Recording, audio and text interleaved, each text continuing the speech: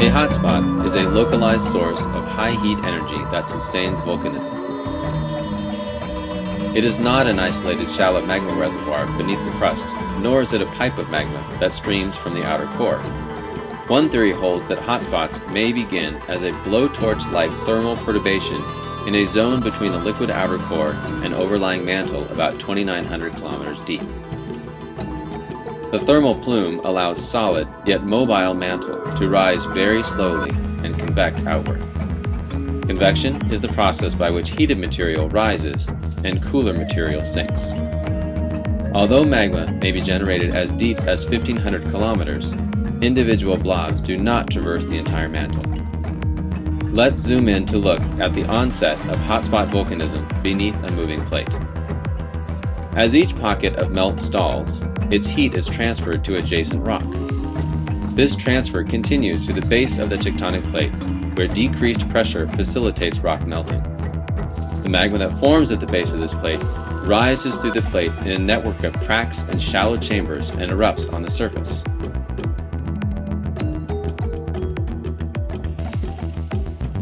Over hundreds of thousands of years, large volcanoes build on top of the plate. The weight of the volcanoes bends the plate downward. Volcanoes that spent their constructive life over the thermal plume slowly get rafted away on the moving plate, and new volcanoes build in their place. Multiple dikes can feed several volcanoes from separate conduits. The moving plate drags the thermal plume with it. This can explain why volcanoes can erupt again after centuries of quiescence, even after they have moved off the center of the hotspot. However, erosion greatly outpaces volcanism as eruptions wane, and the buoyant effect of the plume diminishes, allowing the... This animation addresses 5 common variations of P-type seismic body waves. All are compressive waves that travel through the mantle in all directions away from the epicenter of an earthquake. The additional letters refer to travel in the mantle and outer and inner core. P-waves travel a simple curved path through Earth's mantle, refracting along layers at depth and return to the surface at about the angle that they left the epicenter. P-waves arrive at seismograph stations up to 103 degrees from the epicenter. Seismometers farther than that will record changes from other waves as the wave encounters the crust and boundaries between the mantle, outer, and inner core. The first variation of the P-wave we address is the PP wave that travels only through the mantle, but the PP wave is bounced once off the Earth's surface between the epicenter and the recording seismometer. PP waves can be seen at recording seismometers any distance from the epicenter. Again, it is a simple P wave that is reflected off the surface of the Earth at the angle that it arrived. PKP describes the path of the P wave that refracts across the mantle outer core boundary. It travels more slowly through the liquid outer core than through the solid mantle. It speeds up again and continues to travel through the mantle to the seismic station. PKP waves can be recorded at seismometers farther than 140 degrees from the epicenter of the earthquake. This is due to the velocity contrast between the mantle and outer core, with refraction controlling the possible angles the ray will take as it travels through the Earth. A steep initial ray path will result in a ray that will travel through the inner core.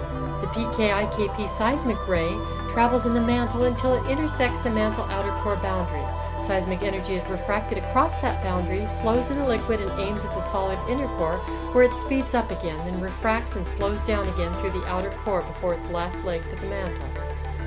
Aside from the PP wave, that is not a direct wave, but a reflection of the P wave, there are no arrivals of the direct P waves between 103 degrees, where the direct P waves end, and 140 degrees where the PKP wave shows up, creating what is referred to as the P wave shadow zone after 104 degrees. In addition, the amplitudes decay dramatically beyond 100 degrees. However, compressional energy can arrive at seismometers in the P wave shadow zone. If the advancing P wave strikes the core mantle boundary at the proper angle, it will travel along the base of the mantle, sending compressive energy back to the surface to seismometers within the shadow zone. These ray paths and the corresponding arrivals to seismometers within this region are labeled P-diff. On seismograms, P-diff waves usually have small amplitudes and gradual onsets. This is due to the loss of energy as the waves are diffracted by the core mantle boundary. The intricacy of P-wave refractions and reflections permits us to learn incredible things about the dimensions and properties of the deep Earth that would be impossible without. This animation addresses three common variations of S-type seismic body waves. All are shearing waves that travel through the mantle in all directions away from the epicenter of an earthquake. We won't address shear waves that change behavior as they pass the core mantle boundary in this animation. S-waves travel a simple curved path through the Earth's mantle, refracting long layers at depth and return to the surface at the angle they left the epicenter. S-waves arrive at seismograph stations up to about 103 degrees from the epicenter only. The liquid outer core stops the motion of the shear waves. Only compressional waves can travel through the liquid. The shaded area, after 103 degrees, is referred to as a seismic shadow zone. We will learn that it is indeed a shadow, not a complete blackout to variations of the S wave. The first variation of the S wave is the SS wave that travels through the mantle only, but bounces once off the Earth's surface between the epicenter and the recording seismometer. SS waves can be seen at recording stations any distance from the epicenter. Again, it is a simple S wave that is reflected off the surface of the Earth at the angle that it arrived. If it is reflected a third time, it will be called an SSS wave. Another way that the shearing energy can arrive at recording seismometers in the S-wave shadow zone is by diffracting off the mantle core boundary. If the advancing S-wave strikes the mantle core boundary at a critical angle, it will travel along the base of the mantle, sending shearing energy back to the surface to seismometers within the shadow zone. These ray paths are labeled P-diff.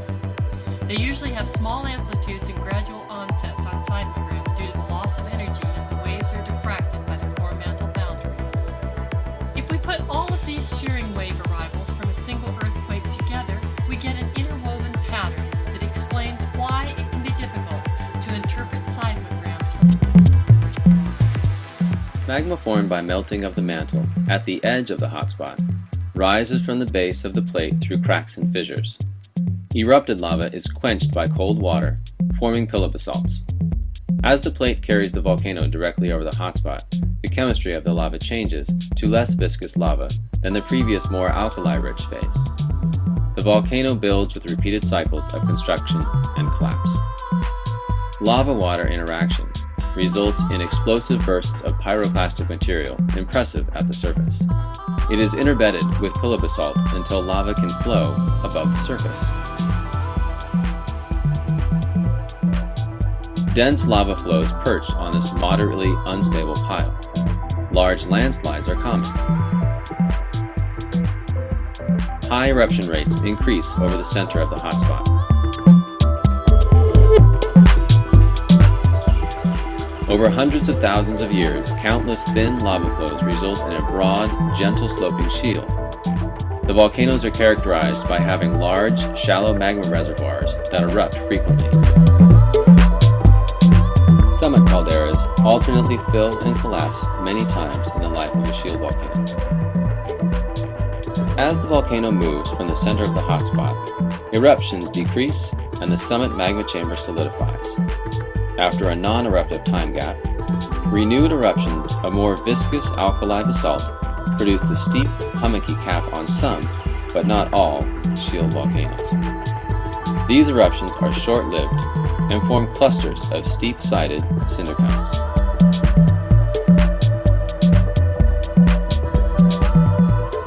With eruptions waning, erosion becomes the chief force shaping the land surface. Large gullies form as erosion outpaces lava production, and steep coastal cliffs develop as the island begins to shrink due to erosion and subsidence. Coral reefs grow in the shallow water around the flanks. Hundreds of thousands of years and several hundred kilometers from the hotspot, lava that was stored deep beneath the volcano rises to erupt, a last burst of lava. This lava is higher in alkalis than all previous eruptions. Eventually, continued erosion plus the increasing weight of the cooling seafloor result in the creation of extensive reefs atop the atoll. As the island moves further from the buoyant effects of the hotspot, it continues to sink.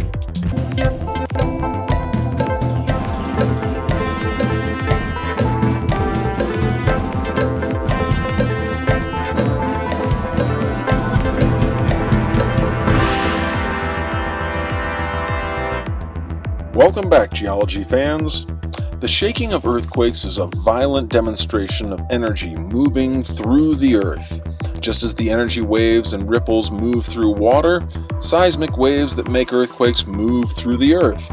Another analogy is a ringing bell. When you strike a bell, it rings as energy waves move both within the metal of the bell and trapped at its surface. When an earthquake releases energy into the earth, waves go out from that point, making waves that both move within the earth and then also get trapped on its surface. Sitting on the surface of the earth, as most of us are, we are interested in the surface location directly above where this point source of energy starts, the place where the energy will express itself the most violently. We call this location the epicenter of the earthquake, the point on the surface above where the earthquake energy is released. Many earthquakes have sources many kilometers below the surface, meaning the place energy is released can be kilometers below the epicenter. This location of exact energy release within the earth is called the earthquake focus. It is from this focus that the energy waves are released and is analogous to the place where a pebble is thrown into the water to generate ripple energy in a pond. Of course, the ripples of an earthquake move out in all directions from the focus in 3 dimensions, and it is best we don't think of the focus as being a point on a fault, but rather an area along that fault that slips all at once. Even with an area slipping, not just a point, it is restricted to a place in the earth and is thus defined as the focus of the earthquake. From that focal disturbance, the seismic waves travel out in all directions and eventually some of their energy is trapped at the surface of the earth, just as our ringing bell has energy waves moving both within the metal and upon the surface of the bell. But seismic waves come in a variety of flavors. The variety of seismic waves are broken first into the body waves and the surface waves, but each of those is further split in 2. Let's start with the waves inside the earth, the body waves. The 2 types of body waves are easily demonstrated with a good spring like a slinky toy.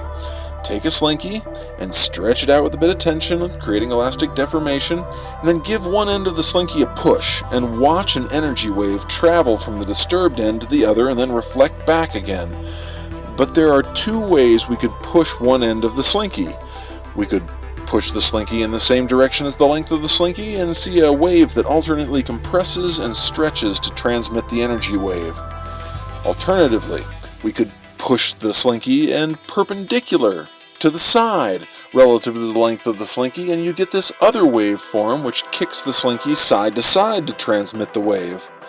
The first wave is called a P wave, and the second wave is an S wave.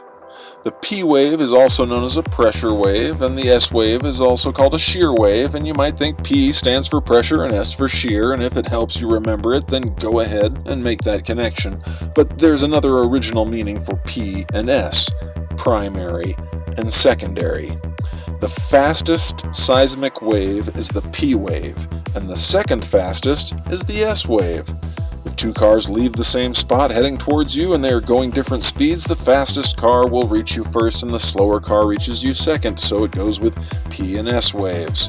They leave the focus point to reach you at the surface, with the faster P wave reaching you first and thus being primary, and the S wave coming in secondary.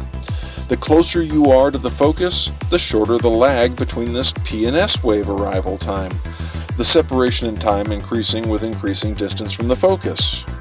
But here is some good news with the earthquakes. The P wave rarely does much damage, and the S wave only a bit more. The slowest waves are the surface waves, and they do the most damage in the end. So the good news here is that you get a less destructive warning with the P wave that much worse is quickly approaching. The 2 types of surface waves are Rayleigh waves and Love waves, named after respective scientists. Rayleigh waves are slightly less destructive on average than Love waves, but can't be as easily demonstrated with a slinky. A better analogy are those water ripples or waves in the ocean. As water waves pass by, the water itself doesn't move, just the energy wave going through it. What happens to the water, or a boat on the water bobbing on waves, is a circular rolling motion. As Raleigh waves pass by, the ground rolls like waves in the ocean. This can topple many buildings, but most destruction has been attributed to the other surface wave. Poetically, the most destructive is the surface love wave. This is like an S wave if we trapped it at the surface. Imagine the surface of the Earth kicking side to side as these waves pass, and you will see why this causes more buildings to fall than any other wave. To recap, seismic waves leave a focus, with P waves going through the body of the Earth and arriving first. The S waves, also within the Earth, arrive second, and when these waves hit the surface, a lot of this energy gets trapped right along the skin of the Earth, creating Raleigh and love waves, which in time usually come close on the tail of the S waves. Watching this scene from the earthquake of Kobe, Japan, possibly the most expensive earthquake in history, we see these two stop when they feel the P wave hit, and slight S waves begin right before the major shaking of the surface waves. You can imagine if these people were out in the middle of an open field, that it is much less likely for them to be injured. You get a real feel from watching earthquake videos why we say earthquakes don't kill people, buildings kill people. To fully understand what is going on in an earthquake, we need to understand some of the other properties of these waves. Refraction is the term used for the bending of waves and is the reason we see a mirage glimmering in the distance. Light waves leave heated air to less heated air and bend as they go from less to more dense air. In a sense, the waves bend toward lower density. So it goes with seismic waves, which also bend toward lower density material as they move. Thus, many waves which started going down into the earth curve back up until they hit the surface. For this reason, the P wave often hits us as if traveling from more directly below us, and thus kicks us up and down. So if you feel an upward jolt, stay alert for increasing shakes. Besides refraction, the bending of waves, there is also reflection, the bouncing of waves. The bottom of the crust, also known as the Mohorovičić discontinuity, or MOHO for short, was discovered as it was a reflective surface within the Earth. P and S waves both can bounce off the MOHO and then hit the surface with a bit more concentrated shaking. All this reflection and refraction is the reason you can be a little closer to the epicenter over the focus and still have less shaking than an area further away. This is why San Francisco was so badly shaken during the World Series in 1989, interrupting the baseball game and tragically collapsing the Bay Bridge. The convergence of reflected and refracted waves concentrated, unfortunately, on San Francisco and thus increased the shaking and damage. Another interesting property of these waves that helps distinguish them is that all of them go through the solid earth, but only some can go through fluids like liquids or gases. We know Raleigh waves can go through fluids thanks to our analogy to water waves. Water is a fluid that can roll in Raleigh waves. That explains the waves at water's surface, just as it explains Raleigh waves at the Earth's surface. But you can also hear underwater, and when you hear my voice now through air, it is a type of pressure wave when my vocal cords kick the air like a slinky P wave. P waves can go through fluids, whether liquid or gas. That leaves the S waves and love waves. They can't go through fluids. S waves are like love waves, kicking side to side, perpendicular from the direction of movement. Think about trying to do this in a fluid. When a fluid is kicked side to side like this, it isn't elastic and snap back into place. It swirls off and dissipates the energy into random motion, heat. If love waves on land encounter a lake or ocean, they can't cross, while their cousin Raleigh waves can. Inside the Earth, if there were any liquid down there, we could tell because P waves would pass through, maybe refracting and reflecting on the way, while the S waves would be absorbed and fade out. When we come back next time, we will find what all this bending, bouncing, and blending out does to help us see within our planet. We may live on the Earth's skin where the worst shaking takes place, But at least earthquakes give us body waves that act like X-rays on the body of our planet. When we come back next time, we look within and find our fundamental structure here on Earth Explorations. Take a look at the outer surface of our planet. It may look like one solid shell. But according to the theory of plate tectonics, this outer layer, called the lithosphere, is actually broken up into massive, rigid slabs called tectonic plates that fit together like puzzle pieces. Floating on a thick, molten layer of the mantle called the asthenosphere, the plates slide around like slow-motion bumper cars, traveling up to 6 inches a year. Right now, Earth's crust is divided into 7 large plates and dozens of smaller ones. The boundaries between these plates are dynamic and violent places that make and break Earth's crust. The relative movement of the plates creates 3 types of boundaries. A divergent boundary occurs when 2 plates move away from each other. On land, you can easily see this. Diverging plates create huge troughs, like the Great Rift Valley in Africa. If the spreading here continues, the Indian Ocean will eventually flood the rift, converting the entire eastern Horn of Africa into a massive island. Transform boundaries are where 2 plates grind past each other in opposite directions. The most famous example is the San Andreas Fault, where portions of Southern California, including Los Angeles, are sliding roughly 2 inches closer to Northern California each year. A convergent boundary, on the other hand, is where 2 plates collide. The impact often weakens and crumples the crust upward into jagged mountain ranges.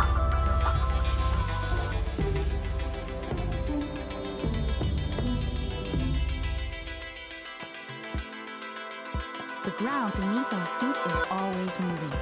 We don't feel this often, but we can see the results of the movement almost everywhere. The Earth's crust is what moves. Our planet's outer shell. It is not one piece, but instead is made of individual puzzle pieces, plates. They were all part of a continent that broke up over 200 million years ago. Since then, it hasn't stopped moving. This is called tectonics.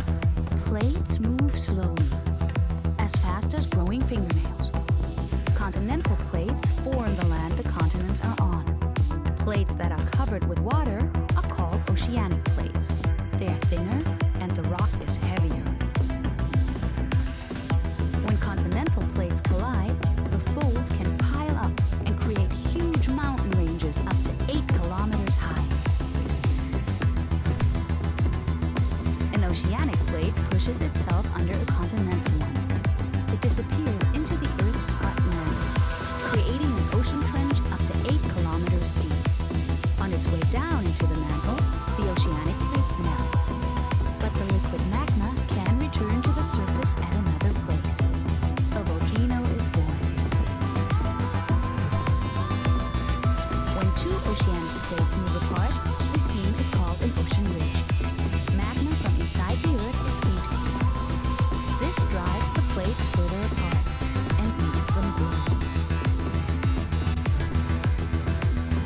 Plates that glide past each other can get tangled up and stick. When they separate, the Earth shakes. Earthquakes show our planet is anything but a calm place. Waves. I'm sure you have already read about these or have done the exercises that relate to seismic waves, so this is going to be a great review. Remember that there are body waves and surface waves. As an aside, you will notice that the animation on the right is a satellite image showing the change in the landscape after the July 4th earthquake last year near the town of Ridgecrest, California. Notice how the top half of the image moves to the right relative to the bottom part of the image. Is this fault a left lateral or right lateral strike slip fault? based on the offset of the roads to the right, it is indeed a right lateral strike-slip fault that the July 4th earthquake occurred on. Isn't it so cool that you know that now? Let's get back to waves, though. Here is the motion of a P wave. It is the faster of the two body waves, and it arrives at a seismometer first. The P wave has a velocity of 5 to 8 kilometers per second in the crust of the Earth. By the way, your book may have used the word seismograph instead of seismometer, but the latter is used more often by seismologists today. Okay, back to P waves. Notice how they have a push-pull motion? These types of waves can move through solid, liquid, and gases. Sound, like the voice you're hearing, is also a push-pull wave. And yes, you can hear people talk underwater. Have you tried it before? Dolphins use this all the time. S waves are also called secondary waves. They are slower than P waves, and they are also called sine waves. Their typical velocity in the crust is around 3 to 5 kilometers per second. Notice their up and down motion? This type of wave does not travel through anything liquid. By studying body waves, scientists were finally able to understand the layering of the Earth. No one has gone down to the center of the Earth to see what's there. It's way too hot and there's way too much pressure. In 1836, Inge Lehmann, a Danish seismologist pictured on the left, discovered that the Earth has a solid inner core inside a molten outer core. And that's not a typo. She lived that long. Dr. Lehmann's discovery was based on her research on the behavior of seismic waves after an earthquake. When waves move through material, they will change directions, meaning they reflect and refract, and they also change velocity when they hit a material that is a different density. Remember that body waves travel through the entire planet, but when the P wave ray paths hit the outer core, they are deflected in such a way that on the other side of the Earth, there is no history of P waves being recorded. That area became known as the P wave shadow zone. Benno Gutenberg was a seismologist who worked with Charles Richter, of Richter scale fame, but we'll talk about him later. They both worked together at Caltech. He found that there was an S-wave shadow zone as shown in the picture. The S-wave shadow zone is so large because the S-waves that emanate from the focus and travel to the Earth are completely absorbed by the outer core, which therefore should be liquid because S-waves do not travel through liquid. The core mantle boundary became known as the Gutenberg discontinuity. But we aren't done yet. Remember that there are surface waves that form when the body waves reflect and refract off of the surface of the Earth. This is an example of a love wave, named after Augustus Love. The love wave is the third fastest of the waves. Notice that it is a shear motion, but it is a side-to-side snake-like wave. It's the side-to-side motion you feel when there is an earthquake close to you. Then there are the Rayleigh waves, and they provide the rolling motion during an earthquake. The velocity of a Rayleigh wave ranges from 1 to 5 kilometers per second. This is the slowest wave. In this slide, you see the combined motion of the Love and Rayleigh waves during an earthquake, but remember that we also experience the P and the S waves during an earthquake.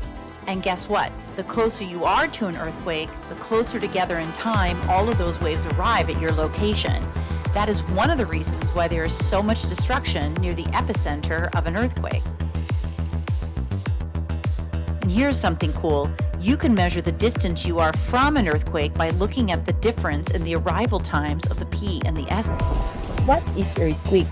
Earthquake is a term used to describe both sudden slip on a fault and the resulting ground shaking and radiated seismic energy caused by the slip or by volcanic or magmatic activity or other sudden stress changes in the earth. So how about the seismogram?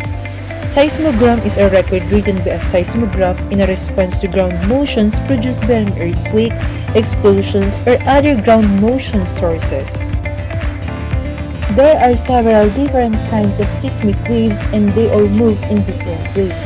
The first type is body waves, with subcategories of P waves or primary waves and S wave or secondary waves.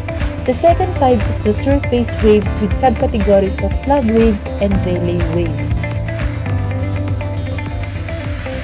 Let us talk the first type of wave, which is the body waves.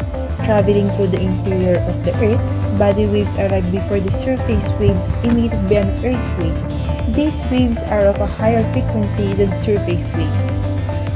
The first kind of body wave is the P wave or primary wave. This is the fastest kind of seismic wave and consequently the first to arrive at a seismic station. The P wave can move through solid rock and fluids like water or the liquid layers of the earth. It pushes and pulls the rock it moves through just like sound waves push and pull the air. Sometimes animals can hear the P waves of an earthquake. Dogs, for instance, commonly begin barking hysterically just before an earthquake hits or more specifically before the surface waves arrive. This is the illustration how the P wave moves. The S wave or secondary wave, which the second wave you feel in an earthquake. An S wave is slower than a P wave and can only move through solid rock, not through any liquid medium. It is the property of S wave that led seismologists to conclude the Earth's outer core is a liquid.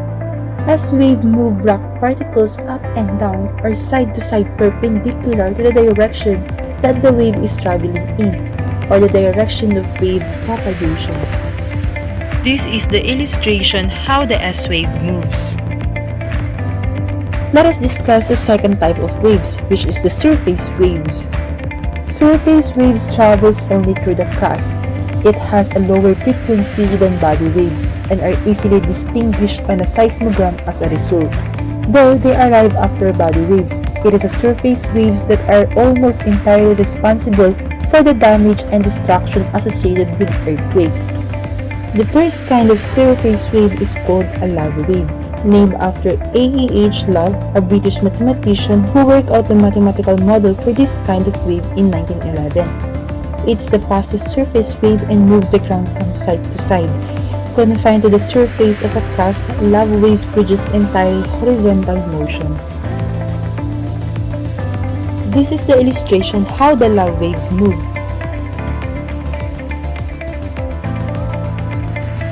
The other kind of surface wave is the Rayleigh wave, named from John William Scott Lord Rayleigh, who mathematically predicted the existence of this kind wave in 1885. A Rayleigh wave rolls along the ground just like a wave rolls across a lake or an ocean.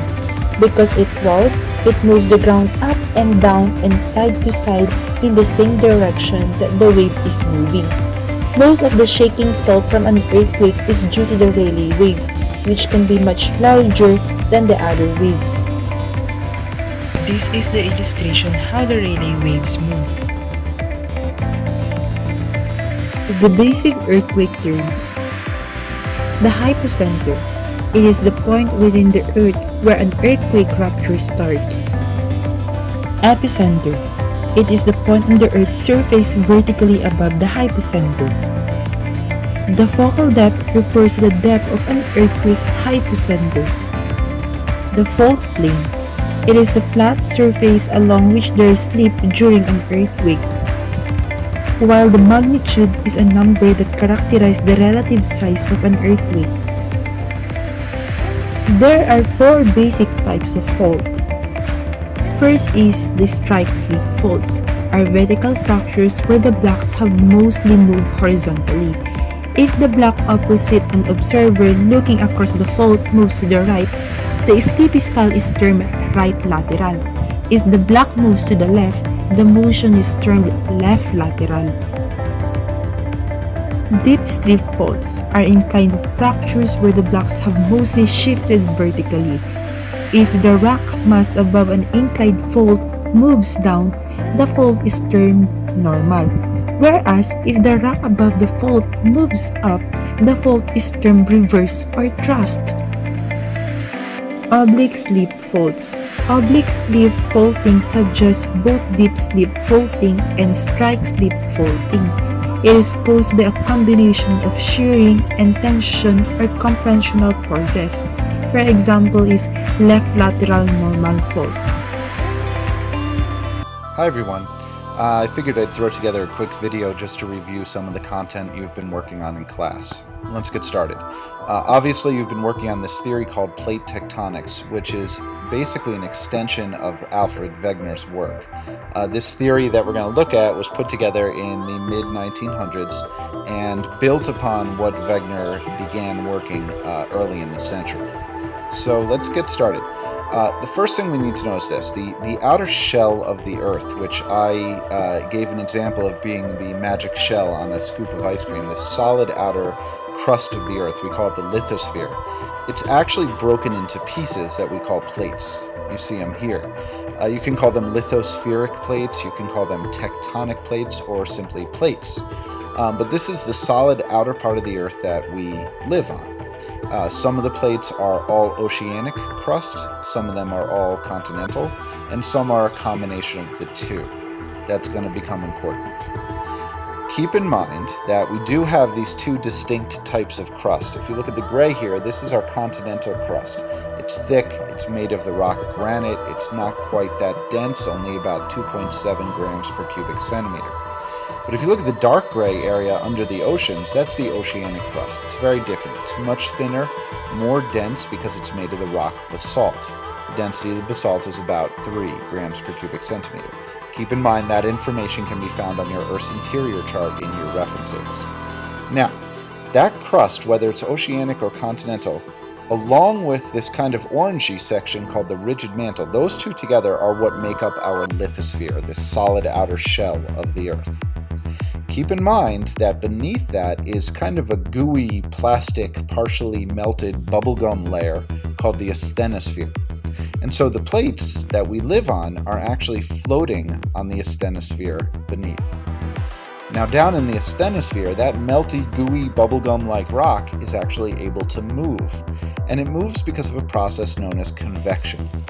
Essentially, convection says that hot material becomes less dense and rises. And then when it rises, it cools down, becomes more dense, and sinks. And what we end up with are these rising and sinking currents called convection cells in the mantle. Those end up being the machine, the force that is driving the motion of the plates. So in this diagram, we have a type of boundary called a divergent boundary, where the plates are literally being ripped apart by the movement of the convection beneath. Keep in mind, this convection takes place in the asthenosphere, right below the lithosphere. So let's take a look at a map of the plates. Okay, there's a very similar map in your reference table, which we'll see shortly. But for the moment, take a look. You notice that the plates, some are very large, some are a little bit smaller, but they're all moving. And what that means is that there's lots of action at the places where plates meet. For example, that's where we find all our earthquakes, shown here with pink dots.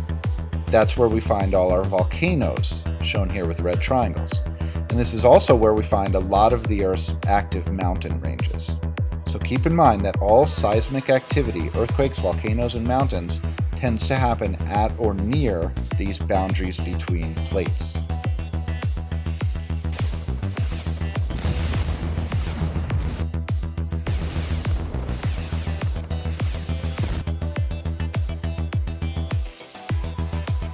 Which brings us to those boundaries themselves.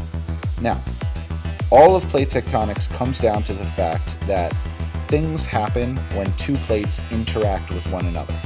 So we need to know what those interactions look like. And it really boils down to 3 types of interactions, 3 types of plate boundaries. The first is known as a transform boundary, and that occurs when plates slide past one another, as seen by these arrows. We also have convergent boundaries, where plates collide, and divergent boundaries, where they drift apart. You should be familiar with each of these and the kinds of things we see at each of them. So let's go into some examples here. Okay, I'm going to be alluding back to this chart. This is a map in your reference tables that shows plate boundaries. So keep that handy as you're continuing to learn about this. Let's start with transform boundaries. So these are the boundaries where plates slide past one another. If you take a look at this animation, you'll notice the lithosphere, floating on top of the asthenosphere, is being driven by convection currents, which is causing them to slide laterally past each other, right past each other. And so right along that boundary in the middle, you get a lot of pressure built up, a lot of grinding of the plates, which is often released in the form of earthquakes. Transform boundaries very commonly have earthquakes. However, they don't tend to have volcanoes, they don't tend to have major mountain ranges, and certainly not trenches. The only real feature we see at transform boundaries are earthquakes. This is an example of a place on Earth where you can actually see a transform boundary at the surface. This is known as the San Andreas Fault, and it's found in California. It's responsible for the big earthquake risk of cities like San Francisco and LA. Let's go back to our reference table for a minute here and see that the transform boundaries are shown down on the bottom with this symbol, shown in green here. There's a couple of them, not too many, but the most famous and important one would be the San Andreas Fault, shown right there. Again, if you forget how transform boundaries actually work, the arrows kind of reveal the motion, so it's a good tool to use your reference tables. Next type of plate boundary would be convergent boundaries. Now these are a little more tricky because we have to consider not only the fact that two plates are coming together and colliding, but what type of crust is involved. For example, we see different things happening when it's oceanic crust colliding with oceanic crust, as opposed to when it's continental colliding with continental, and so forth. And so we have a few different types of convergent boundaries. The first type we call a subduction zone, and as you can tell by this little animation here, this happens when continental crust on the left collides with oceanic crust on the right. Now notice that the oceanic crust is sinking underneath the continental crust, and that's because oceanic crust is more dense than continental crust. It's heavier. And so when the two collide, the heavier oceanic crust sinks underneath the lighter continental crust. When it sinks, it melts because it's hot down in the asthenosphere. And that melting rock finds little cracks and crevices to rise through and ultimately erupts at the surface, forming active volcanoes. So some of the features we look for at subduction zones are a chain of tall mountains and active volcanoes, a deep ocean trench seen by this dark line just off the coast, as well as lots and lots of earthquakes which tend to happen along that subducting plate. We also have island arcs. Now, very similar to a subduction zone. The only difference is that this is oceanic to oceanic, so no continents involved here. The one thing that's tricky is it's a little hard to tell which plate is going to subduct, being that they both have the same density. But eventually one plate, usually the older rock, will sink under the younger rock. And again, we will get this melting, which causes rising magma to create active volcanoes, which in this case form islands, volcanic islands, because we're talking about areas out in the middle of the ocean here. We also get a trench, which you can see clearly in the water there, and of course we get lots of active earthquakes along the subducting plate. Before I go back to the chart here, we also have a third type of convergent boundary called a collision zone, and that would be continental to continental.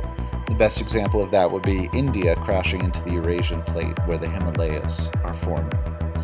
But again, convergent boundaries can be seen with this symbol down here, and probably the most famous one that we will discuss is the Peru-Chile Trench on the west coast of South America. So that would be an example of a subduction zone, because you notice the Nazca plate is in the ocean, so that's oceanic crust. The South American plate is a continent, that's continental crust, and so that gives us a subduction zone. That's where the Andes Mountains are, lots of volcanoes, lots of earthquakes. Finally, we have divergent boundaries where different plates drift away from each other. Again, we want to consider the type of crust involved. So if it happens on land, we have what's called a rift zone, where the land actually rips apart into two. We see this happening in Eastern Africa right now at an area known as the East African Rift Zone. As you can imagine, when the rock rips apart, it allows magma to escape. So we get active volcanoes. We do get some minor earthquakes here, though they're not as significant as the convergent boundaries would be. Often we will see this out in the middle of the ocean, and we call that a mid-ocean ridge, shown here. So the convection currents are actually pulling the plates apart. The magma is coming up in the middle, forming mountains and volcanoes, and again, some earthquakes. Now there's one tricky thing of this, or actually a couple tricky kind of points here. One is not too bad, and that's the idea that the younger rock is always going to be found right along the ridge, because that's where all this magma is cooling to form new rock. As you get further away from the ridge, the rock age will increase. It gets older and older and older as you get further from the ridge. Now, here's the trickier thing. This rock, when it forms, it actually records the Earth's magnetism. If you recall, we talked about how the Earth is like a giant magnet. But that magnetism changes every so often. And so those changes are recorded in the rock. And so what we see in the rock on either side of a mid-ocean ridge are these alternating bands of magnetism which match up on either side. And that's an important observation because it proves that the rock is actually spreading apart, and it proves that the divergence is actually taking place. So if we look at our reference table, here's the symbol for divergent boundaries. And again, the most common one is probably the one that spans the Atlantic Ocean, the Mid-Atlantic Ridge, right through here. It actually extends all the way down south. But that's probably the best example, although you see them all throughout the oceans of the world.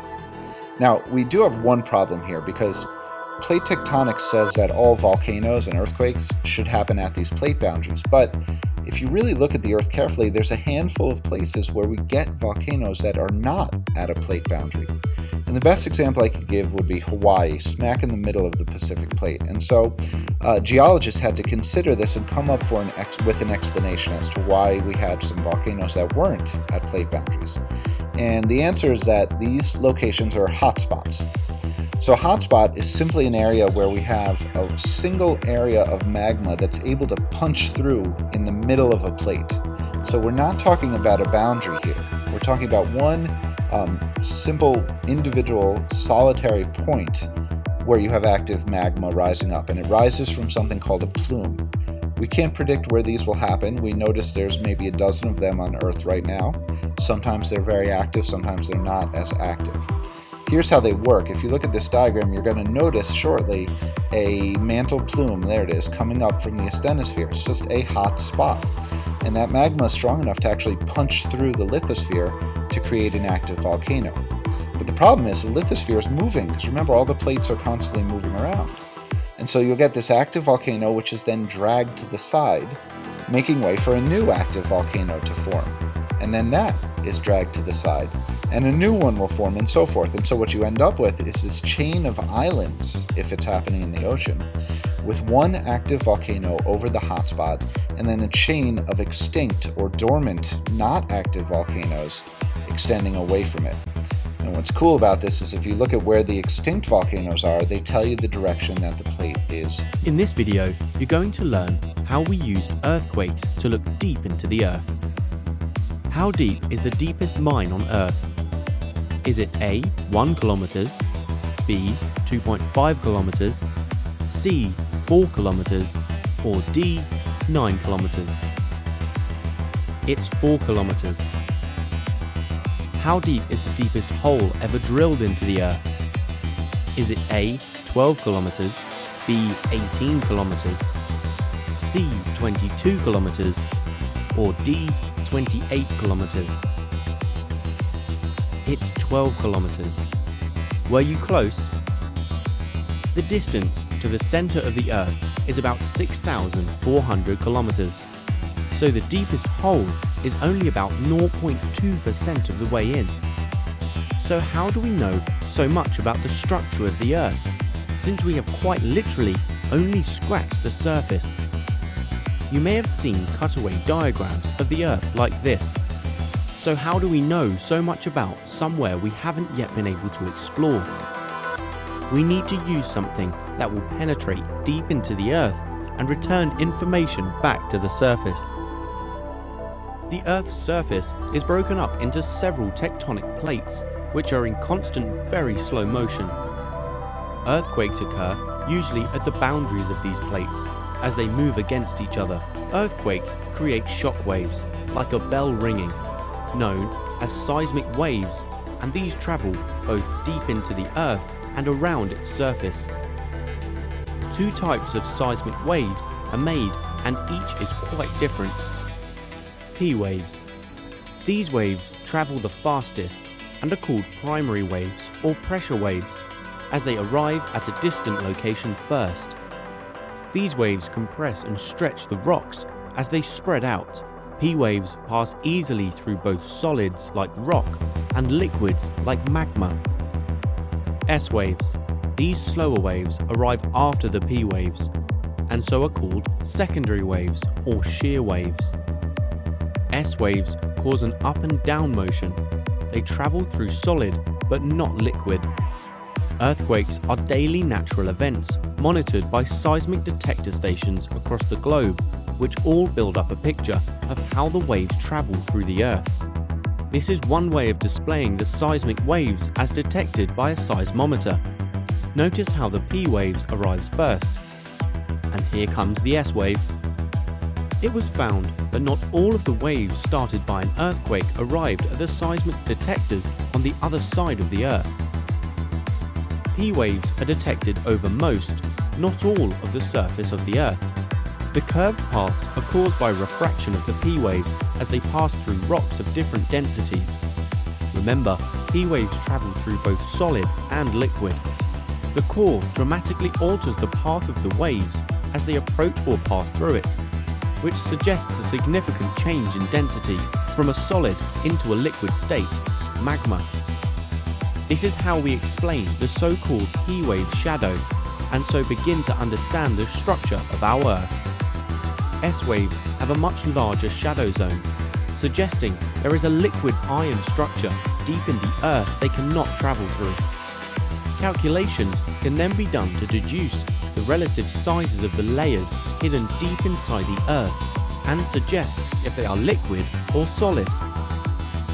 In conclusion, study of S and P waves led us to the knowledge that the Earth has a layered structure with a solid inner core surrounded by an outer liquid core. Whenever large-scale events like volcanoes, earthquakes, and explosions occur, they produce waves that spread out in every direction and travel through the different layers of the Earth. We call these seismic waves, and in this video we're going to look at two types in particular: P waves and S waves. P waves are longitudinal and can travel through both solids and liquids, whereas S waves are transverse and only travel through solids. The other difference to know is that P waves are much faster than S waves. By studying how the waves travel through the Earth, scientists are able to figure out its internal structure, which helps them to understand what the Earth is made of. To do this, seismologists can detect the waves using devices called seismometers, and then by comparing their results with those of other seismologists all around the world, they can work out how long it took the waves to travel from the earthquake site to different parts of the Earth. And this gives them clues about the structure of the Earth.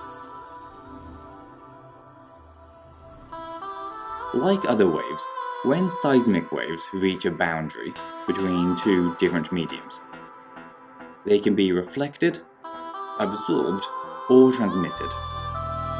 And importantly, when they're transmitted, they're often refracted, which means that they change direction. And remember, refraction happens because waves change speed in mediums of different densities. At boundaries like this one, between the mantle and the liquid outer core, there's a sudden change in density. And so there's also going to be a sudden change in the direction of the wave. Because the liquid outer core itself isn't all the same density either though, as waves pass through it, they're constantly being refracted slightly, and so seem to curve as they slowly change direction. The same thing happens in the mantle, which also isn't all the same density, and so again, the waves are gently refracted and seem to curve. So if we did this for a whole bunch of waves, it would look something like this, with waves bending gradually while in the same section of the Earth, but more suddenly as they pass from one layer to another. Now, this diagram that we've drawn here is only true for P waves. S waves, remember, can't travel through liquids, and so can't pass through the liquid outer core. So instead of our lines going all the way through like this, they'd only be able to pass like this. And this was actually one of the main clues that led to scientists discovering that we had a liquid outer core. The S-waves could theoretically pass through the solid inner core, but they can't reach it because it's surrounded by the liquid outer core. This means that for our earthquake at the top of the Earth, S-waves couldn't be detected in any of this region, whereas P-waves are detected almost everywhere. Oddly though, they can't be detected at these positions, because any wave that passed through the outer core is refracted down here, and any wave that didn't will be refracted up here, so no waves end up in the region in between. You don't really need to worry about the details of these results. The main thing to take away is that scientists were able to discover the internal structure of the Earth by measuring which types of waves could be detected at different places around the Earth. And one of the main things that helped was that P waves could travel through solids and liquids, whereas S waves can only travel through solids.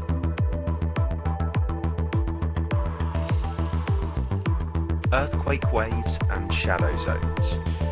There are two types of earthquake wave, a P wave or a primary wave and an S wave, the secondary wave. Both types of earthquake wave are created during an earthquake. The P wave is a longitudinal wave. That means that the particles vibrate in the same direction that the wave moves. It's the fastest travelling type of earthquake wave and is always going to arrive at your detector first. P waves can travel through solids and they can travel through liquids. The S wave or secondary wave is a transverse wave. That means it has an S-shaped pattern. And as a result, the particles move perpendicular to or at right angles to the way that the earthquake wave is travelling. So these particles here are moving up and down as the earthquake moves across the screen. It's a slower travelling type of wave and is going to arrive at your detector second. This type of wave can only travel through solids. It's the more destructive type of wave because the vibrations are at right angles to the direction that the wave is travelling. We're going to now look at what a shadow zone is. So marked on this diagram of the Earth is the epicenter of our earthquake, and from there the two types of earthquake wave are going to be emitted. So the first type of wave that's sent out is the P wave. And the P wave travels through the whole Earth and is picked up by detectors all the way around the Earth. It's going to be detected quite strongly closer to the epicenter, but it will still be detected on other parts of the Earth as well. This is because P waves can travel through solids and they can travel through liquids, so they travel through all parts of the Earth. We're now going to look at what happens to S waves. Remember, S waves can only travel through solids. S waves travel through solids. Okay. So here we go. There's our S waves, slightly different colour. You'll notice that they only travel through the mantle. This must mean that the mantle is a solid, because S waves can only travel through solids. Therefore, the outer core must be a liquid, as the S waves, when they reach the outer core, are stopped.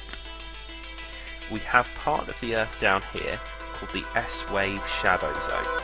This is an area of the Earth that will not receive any S waves during an earthquake, because the S waves are blocked by the outer core of the Earth. We can make some conclusions from this about the structure of the Earth. We know that the mantle is going to be a solid. We know the outer core must be a liquid, as the S waves are blocked by it, but we can't make any conclusions about the inner core. The S waves can't get to the inner core because they're blocked by the outer core, therefore we don't know, using this technique, whether the inner core is a solid or a liquid. We're now going to think about the path that an earthquake wave takes as it travels through the Earth. Marked on here is the epicenter of the earthquake wave. We're going to look at an S wave, but this holds true for P waves as well. So as the wave is sent out from the epicenter, you'll notice that it doesn't travel in a straight line. So here's our wave. Initially travelling straight, but as it gets deeper into the mantle, it starts to curve and bend away from the core. We're going to think about why that's the case. As the wave travels deeper into the mantle of the Earth, it starts to bend or refract, so the closer it gets to the centre of the Earth, the more it bends away. And the reason why that is because as the wave gets deeper, the mantle becomes more dense. Increasing density is going to cause the earthquake wave to bend and refract away from the core of the Earth. The deeper the wave gets, the denser the mantle gets, and the more the wave is refracted. The last thing we're going to think about is how we can work out the distance you are away from an earthquake. And it uses a very simple principle. The P wave, the primary wave, travels faster than the secondary wave. So here we have two waves. The blue line is the P wave, the purple is the secondary wave. And you'll notice that the P wave arrives first, and then the S wave arrives second. As a result, we have a time delay, and that time difference might be around, say, 5-10 minutes between the two waves, depending on how far away you are. The closer you are to the earthquake, the smaller that time delay is going to be. The further away you are, the larger that time delay is going to be. So you can use the time delay to work out the distance you are from the epicenter. Or violent tremors felt on the Earth's surface are called earthquakes.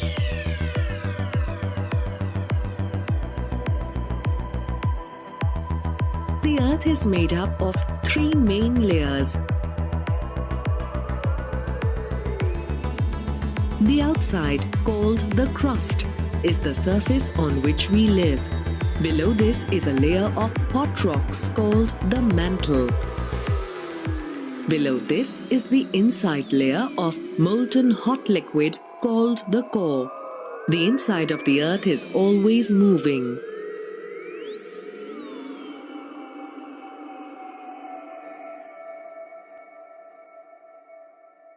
When we throw a stone into a pond, ripples of water travel outward from the center where the stone is thrown.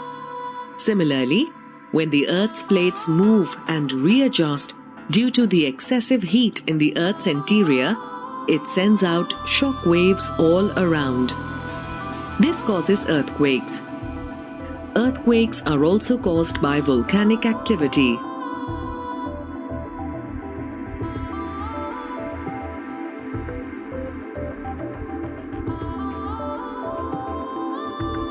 When an earthquake occurs, the point of disturbance is called the focus of the earthquake. The point directly above the focus of the Earth's surface is called the epicenter of the earthquake. The vibrations are called seismic waves.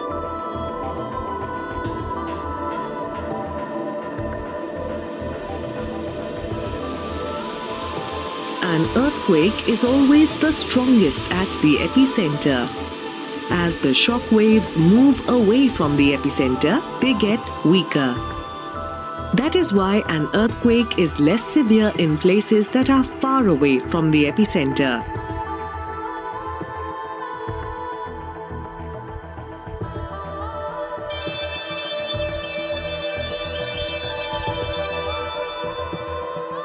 Earthquakes can sometimes cause severe damage to properties like houses, bridges, dams, rail lines, and power and communication networks and life. In mountainous regions, they may cause rocks to break and slide down. When a large amount of earth and rock fall from high mountains into a valley, it is called a landslide. When a mass of snow and ice moves rapidly down a mountain slope, it is called an avalanche.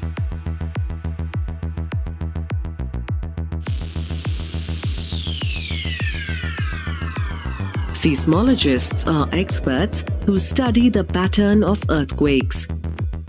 The instrument which records the intensity of an earthquake is called a seismograph.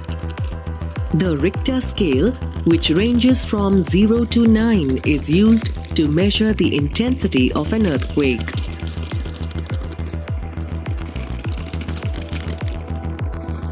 an earthquake can move as fast as 2 kilometers per second.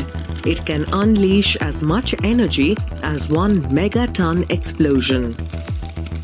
The Himalayan region and the areas surrounding it are prone to earthquakes. Japan has about 3 minor earthquakes every day of the year. The Pacific Ring of Fire is an area in the basin of the Pacific Ocean where a large number of earthquakes and volcanic eruptions occur.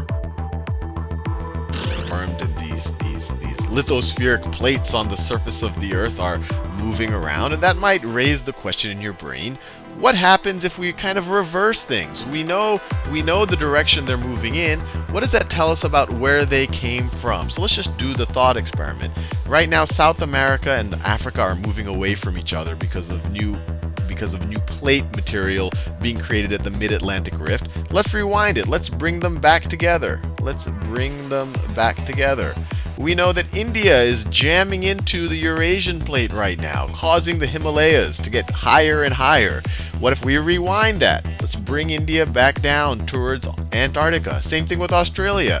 We have new plate material being formed between Australia and Antarctica that's making the continents move apart. Let's bring them back together. Let's rewind the clock. Even North America, it's not as obvious from this diagram, but if you actually look at the GPS data, it becomes pretty obvious that North America right now is kind of moving in a counterclockwise rotation. So let's rewind it. Let's go back, moving it in a clockwise direction. Instead of Eurasia going further away from North America, let's bring it back together. So what you can imagine is a reality where India, Australia are jammed down into into Antarctica. South America and Africa are jammed together. North America is jammed in there, and essentially Eurasia is also jammed in. So it looks like they're all kind of would clump together if you go back a few 100 million years.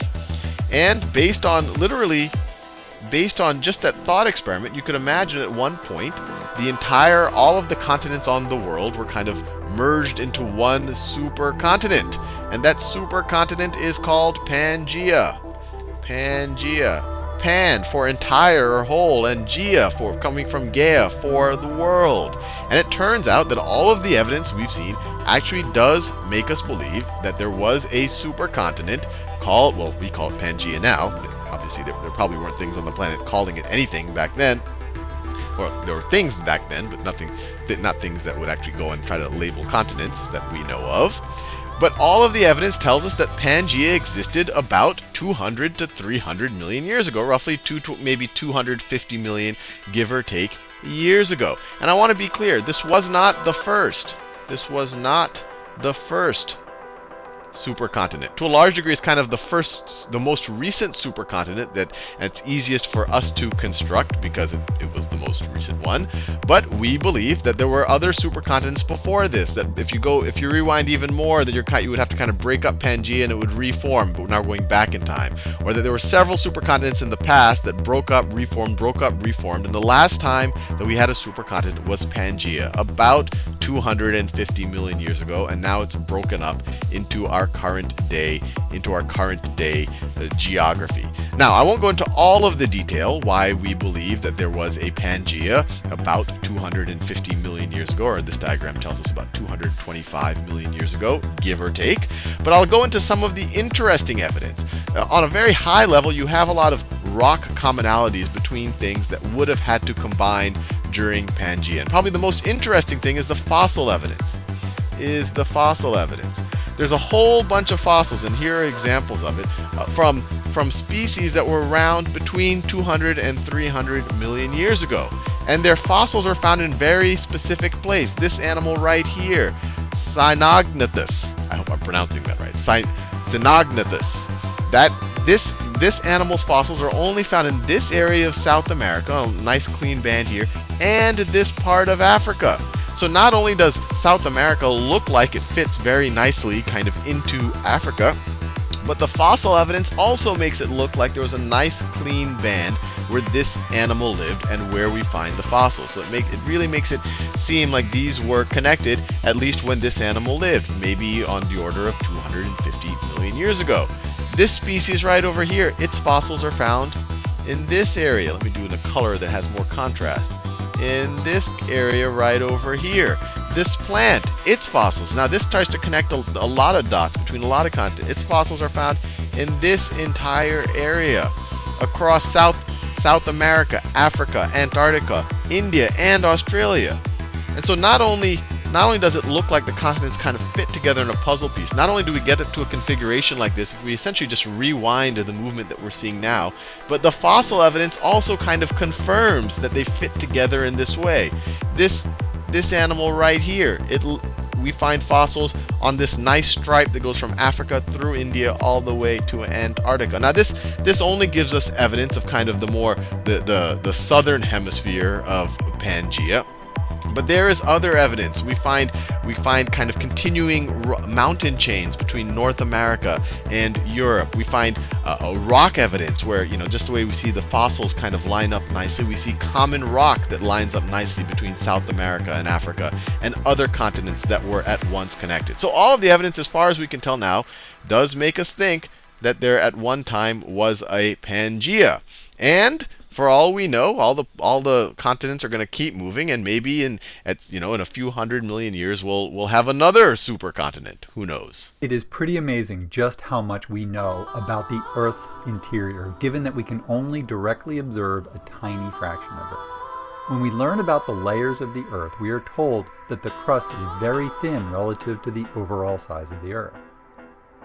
But that is only on the scale of the rest of the Earth. Relative to the scale of the tools we use to study the Earth, 30 kilometers is a huge distance, and the conditions become terribly harsh quite close to the surface. The deepest mines only go down a few kilometers, and the deepest hole ever drilled is just 12 kilometers deep. Efforts to drill in regions where the crust is thin have all been forced to stop as heat at the bottom of the well increased to the point beyond what the drilling equipment could handle.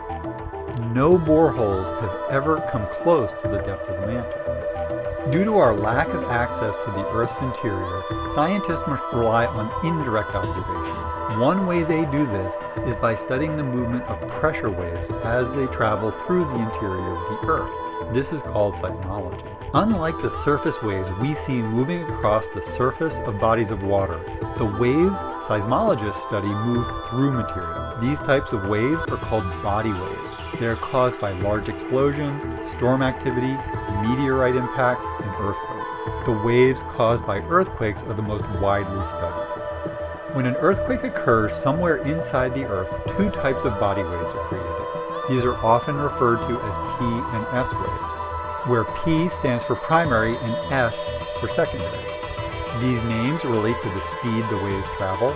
Primary waves travel faster than secondary waves, so they are the first ones to arrive at any point distant from the epicenter of the earthquake. Differences in the arrival time of S and P waves at different locations around the world is one way seismologists use these waves to determine the location or epicenter of earthquakes deep underground. P waves are longitudinal waves in which the particles move back and forth in the same orientation as the wave's propagation. They are sometimes called push waves because particle motion pushes energy along in the same orientation as the direction the wave moves. S waves, sometimes called shear waves, are transverse waves in which particle motion is at right angles to the direction the wave propagates. This is similar to the motion of a wave along a length of rope that has just been snapped.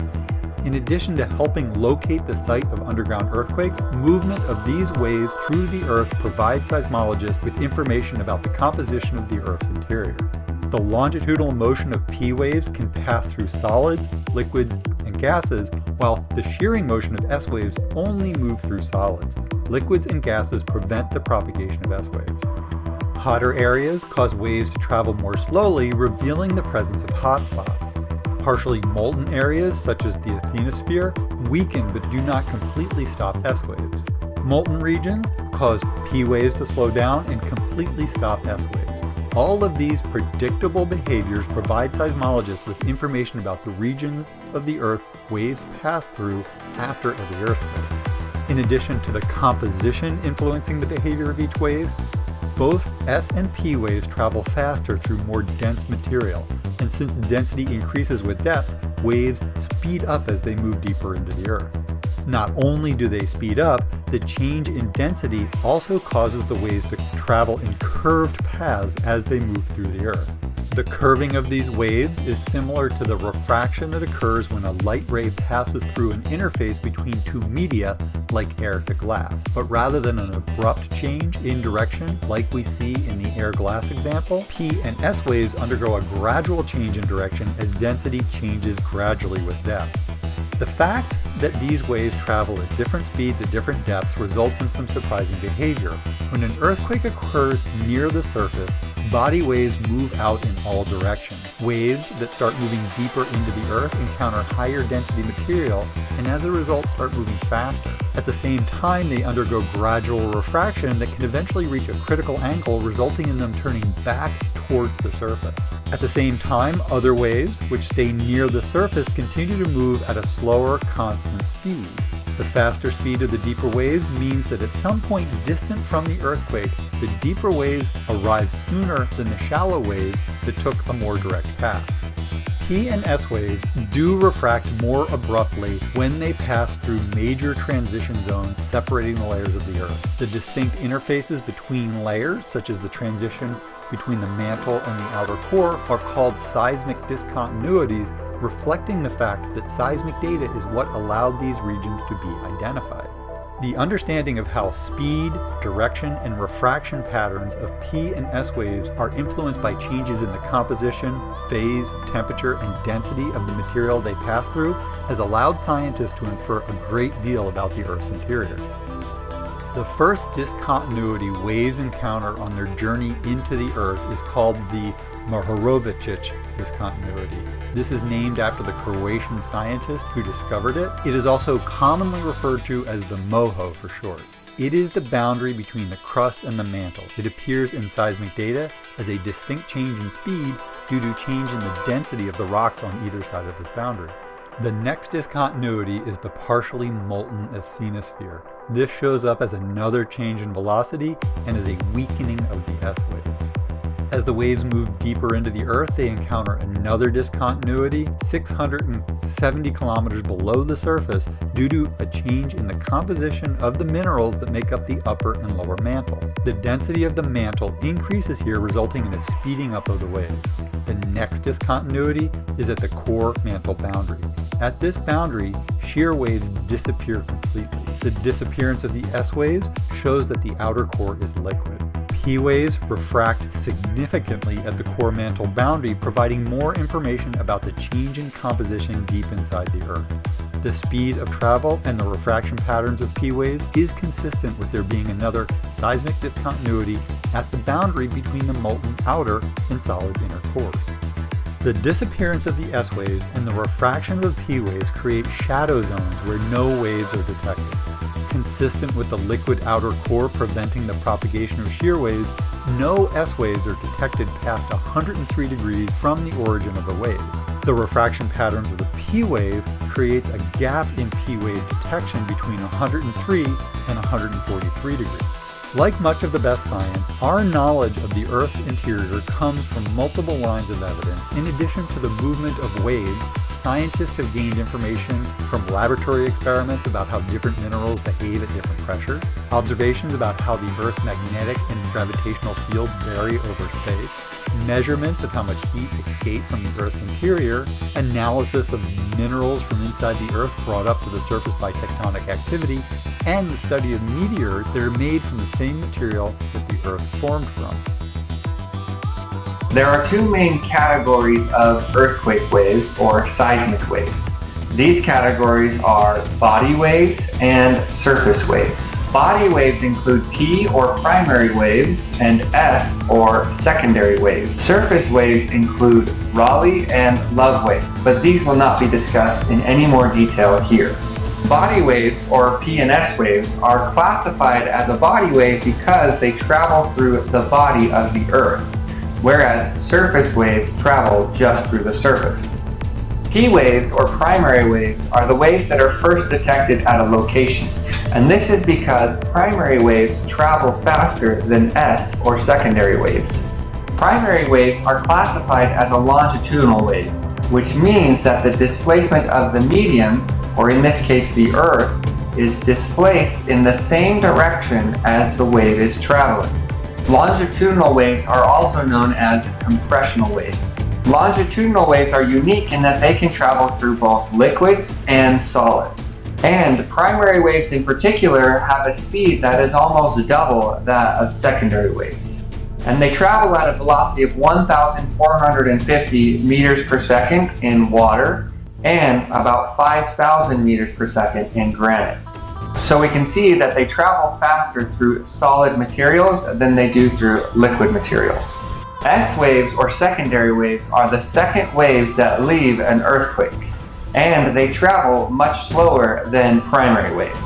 S waves are classified as a transverse wave. This means that the displacement of the medium, or in this case the body of the Earth, is perpendicular to the motion of the wave.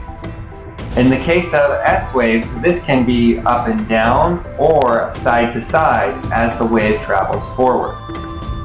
Just as P waves are classified as a compressional wave, S waves are classified as a shear wave.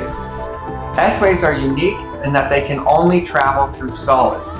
S waves or secondary waves cannot travel through liquids. The speed of S waves is typically 60% of that of a P wave in the same medium or material. While earthquakes and seismic waves are dangerous, they are critical in the development of our understanding of the layers of the Earth. P and S waves are the primary tool that scientists use to understand what the properties are of each of the layers of the Earth. Because P and S waves travel differently through liquids and solids, we can use the waves from earthquakes to be able to understand what the layers of the Earth are and what their mechanical properties are. When earthquakes happen, scientists can use the time it takes for P and S waves to reach other locations around the Earth to estimate the properties of the Earth between those two locations, the point where the earthquake originated and the point where the earthquake waves are detected. Also, because S waves or secondary waves cannot travel through liquids, scientists are able to determine what the layers of the Earth are made of and how big they are through what are known as shadow zones. These are locations around the Earth where these waves cannot be detected when an earthquake happens. And again, these shadow zones are caused by the properties of P and S waves and of the properties of the layers of the Earth. This process happens in much the same way that scientists or doctors use things such as CT scans or X-rays. So even though the waves created by earthquakes are dangerous, they have been critical in developing our understanding of the interior of the Earth. Remember that this is a place that no human has ever been to. So it is through these earthquake waves that we know what we know about the center of the Earth. Core and a solid inner core, and the answer there comes from the same technique that we saw Mohorovičić use in 1909 to essentially see how the behavior, or when you measure the seismic waves, or whether you can even measure the seismic waves, the different distances from an earthquake. So if there's an earthquake right here, and we're calling that 0 degrees, let's remember a couple of things here. Let's remember that P waves can travel through anything. They can travel through solid or liquid or air for that matter. So they can travel through anything. But S waves can only, S for secondary, S waves can only, these are the transverse waves. These can only travel through solids. So it turns out that if an earthquake happens at 0 degrees and you have seismograph stations all over the world, and these are extremely sensitive in order to be able to measure earthquakes that are happening thousands of kilometers away, it turns out that there's something called an S shadow. An S wave shadow. You can measure, if these are S waves, you can measure them here, you can measure them here, they can go all the way over here, they can go over here, they can go over there. You can measure them over here. So you can measure them at all of these points, but then all of a sudden, all of a sudden at 105 degrees, and so we're measuring 0 degrees here and we're going outwards like that, all of a sudden at 105 degrees and further, you stop measuring S waves. They don't get, for some reason, you would think that the S waves would get over here. They would get over here. Maybe they would be a little bit weaker, but they would be able to get all the way over here. But they just abruptly stop. No more S waves. So in this whole area right over here, you get no S waves. You get no S waves. And obviously I could flip this picture over and you would see a symmetric thing on the other side of the globe, that all of this area over here you also would not see. You would also not see S waves. You'd only see them from 105 degrees in this direction and 105 degrees in that direction. And the only reasonable explanation that we can give is that there must be some material that an S wave cannot travel through, that it would have to travel through to get to these points beyond 105 degrees. And we know that S waves only travel in solids. So the assumption there is that at some point beyond 105 degrees, it's hitting liquid. So that's what tells us that this right here is probably a liquid. It's hitting some layer that is liquid. So that tells us that there's a core, and at least the outer part of that core is liquid, enough to stop S waves. So the S waves, because it only travels in solids, it leads to this S wave shadow. And this tells us that we have a core. And that core, at least the outer part, is liquid. We don't know yet whether the inner part is liquid or solid. Now the next point of evidence is, how do we know that there's an inner core? And we can use P waves for that. A P wave can travel through anything. But remember, as you get denser material, in general, for the same type of material, if you get denser material, it's going to move faster, so it's going to refract outwards like we've seen over here. But if it goes into a liquid, in general, sound waves, or I should say P waves, seismic waves, move slower in liquids. And so the refraction patterns we get when we do measure from seismograph stations around the world is that it looks like the P waves they're kind of doing this, what you would expect in the mantle, but then they're getting refracted as if they're going into a slower medium as they go through the outer core, and we see that right over here. And then they get refracted again to get to some point on the other side. Now that is just what you would expect if it was all liquid. But if you go to stations that are even further out, it looks like, if you just look at the refraction patterns, and you can now model this with fancy computers and get all the data points, but you could say, well, the only way that reality can fit the data that we get based on when things reach here is if the P waves are being first refracted through the outer core, but then they're refracted in a way that they're going through denser material, significantly denser material in the inner core, and then they're just continuing to refract the way you would expect. So it's really the refraction pattern of the P waves. And frankly, the fact that there's this, what you call a P wave shadow.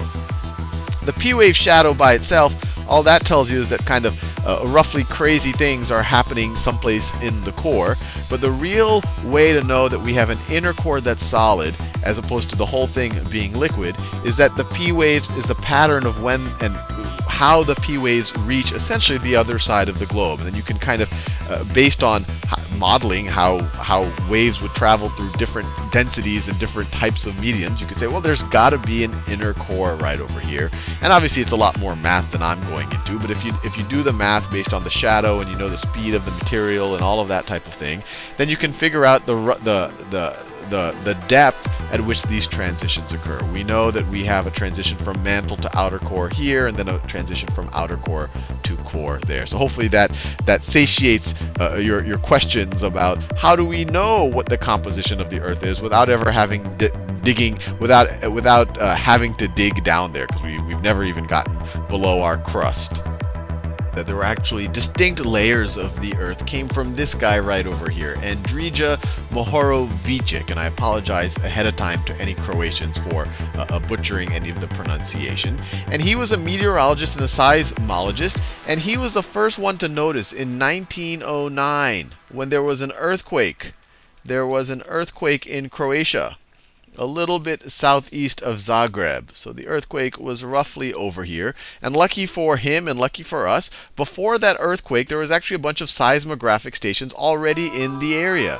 And all these seismographic stations they essentially, instruments were installed so that if there was any essentially seismic waves passing, they would be able to measure it when the waves got there. And what was interesting about this, Andrija realized that if you had if the entire Earth was just kind of a uniform material, so let's draw that scenario. It would get denser as you go down, and so you would have kind of this refraction, this continuous refraction, or these curved paths happening. But he realized that, let's say we had an earthquake right over here. So this is the uniform case. Uniform layer. Only one layer, although it does get denser. Then the closer you are to the earthquake, so waves would get there first, then waves would get over there, then waves would get over there, and these are the body waves. These are the ones that are traveling through the Earth's crust. But in general, the further you are away from the earthquake, or the time it takes for the waves to get to a point, is going to be proportional to the distance that point is away from the earthquake. So you would expect to see something like this. So if you were to plot on the horizontal axis, if you were to plot distance, and on the vertical axis you were to plot time, you should see something like this. You should see a straight line. And that's just because it's traveling roughly the same velocity along any of these arcs. It's maybe getting a little bit faster as it's getting deeper, but roughly the same velocity is traveling along these arcs. And the distance of these arcs are proportional to the distance along the surface. So essentially, the time is they're all traveling roughly at the same velocity, and they're just traveling different distances. So the time it takes is just going to be proportional to the distance. But he noticed something interesting. When he actually measured when the waves from that earthquake reached different seismographic stations, he saw something interesting. So this is the theoretical if we had a kind of this uniform one-layered Earth. But he saw something interesting. So once again, this is distance, and this right over here is time. And at 200 kilometers away from the earthquake, so until 200 kilometers, he saw exactly what you would expect from a uniform Earth. It was just the time was proportional to the distance. But at 200 kilometers, he saw something interesting. All of a sudden, the waves were reaching there faster. The slope of this line changed. It took less time for each incremental distance. So for some reason, the waves that were going at these farther stations, the stations that were more than 200 kilometers away, the stations, somehow they were accelerated. Somehow they were able to move faster. And he's the one that realized that this was because the waves that were getting to these further stations must have traveled through a more dense layer of the Earth. So let's just think about it. So if we have a more dense layer, it will fit this information right over here.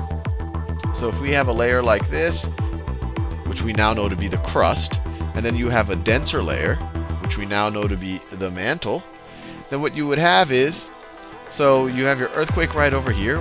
They're closer by while you're still within the crust. It would be proportional. And then let's say that this right here is 200 kilometers away. But then if you go any further, the waves would have to travel.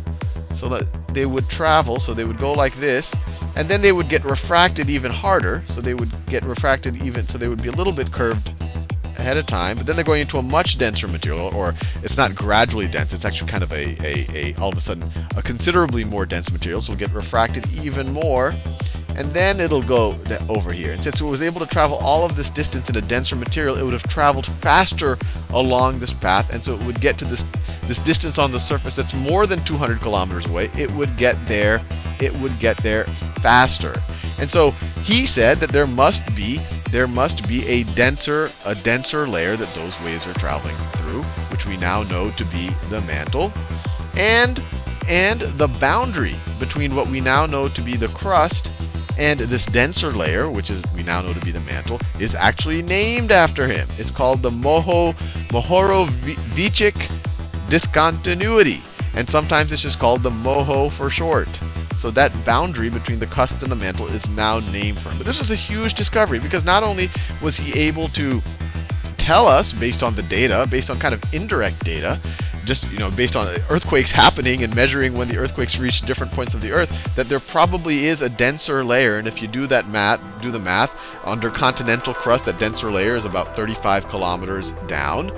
He was able to tell us that there is that layer, but even more importantly, he was able to give the clue that just using information from earthquakes, we could essentially figure out the actual composition of the Earth, because no one has ever dug that deep. No one has ever dug into the mantle, much less the outer core or the inner core. In the next few videos, we're going to kind of take this insight that we can use information from earthquakes to actually think about how we know that there is an outer liquid core and that there's an inner core as well. And then obviously you could keep going and think about all of the different densities within the mantle and all of that. I won't go into that much.